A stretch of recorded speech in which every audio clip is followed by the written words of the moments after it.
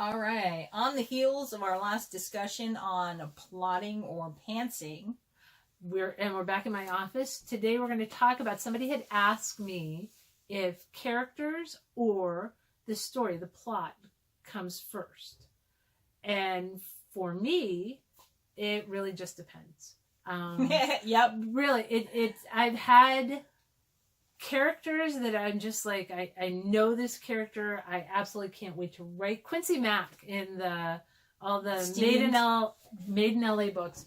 She was someone that I had in my mind, and that had been her name for quite some time before I wrote that first story. And they're some of my best-selling books. I've done really well with those.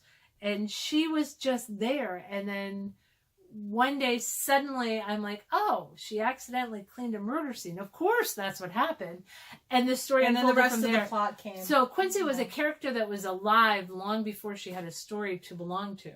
And I've got a number of files in the computer where weird like titles or characters, or sometimes an opening of a story, I just throw them in the file. And then for me, it's a lot of fun then to go through and look through that. And you're like, oh, I forgot about that. And man, what could I do with that? Because that was something I really liked. Yeah, and I'm very much a character-driven writer, but oftentimes I have this teeny tiny kernel of a plot, a teeny tiny kernel. Like Firefly Wishes, it was, the kernel of the plot was what would happen if a mom who had lost her child and donated his organs fell in love with a man who had a little girl who had a heart transplant. How would that work?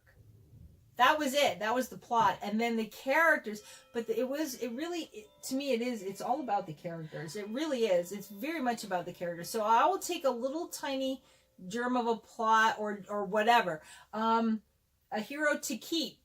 I really wanted to write a comic book illustrator hero. That was that. And then I was like, okay, all right, Harlequin is not going to let me do that. Right. So what else could he be as well? Okay, he could be an art therapist. Okay, all right. So now, who are the characters? What kind of people would inhabit a story like that? And that question, what if, and what kind of people, and those questions are really how I write a book. What if you accidentally waxed your entire leg and found it hurt too much to pull off? What would happen then? These absurd situations, but once you ask that, a story can unfold from that. And I have a lot of fun with openings of the books. Openings are very important. For me, there's so much, like, people talk about, like, I just don't know where to start. And for me, I tend to just jump right in and jump off the deep end. Right in the middle of the action. And something is happening, and that works well for me. It should be, an opening scene should be a pivotal moment. Something is about to change for somebody. One of my best opening lines ever, best opening line, and I've got openings that I remember, but opening line is Sperm or Us. Like, don't you automatically want to know why Sperm or Us?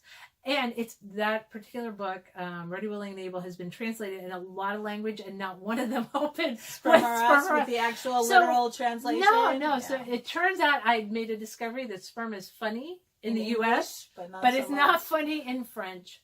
It's just not as funny. La la. So, how about you? Pantser? That was the last episode. Yeah, no. Oh, they're just running together. Characters or plots. And I think genre plays into this as well.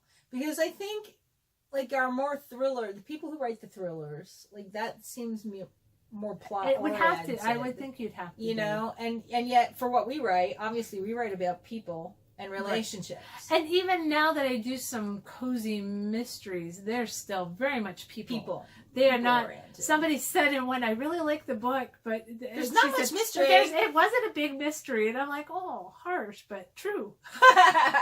Right. So that's never my intent. It really, for me, is the characters. It's about the people. So anyway, we'll see you next time.